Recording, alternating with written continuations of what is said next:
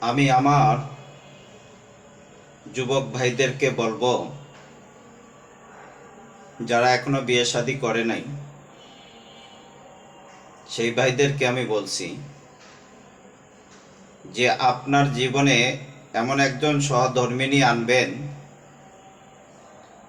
যে নাকি বিপদের সময় আপনার পাশে থাকে, সুখের সময়ও সে আপনার পাশে থাকে। আর এমন একটি মেয়েকে আপনি বিয়ে করলেন, সে আপনার সুখের সময় আপনার পাশে থাকবে এবং আপনার দুঃখের সময় সে আপনার পাশে থাকবে না। যে এই রকম কোনো সহধর্মিণী বানাবেন না। ওই মেয়েটাকে সহধর্মিণী বানাবেন যে নাকি আপনার দুঃখের সময় সবসময় আপনার পাশে থাকবে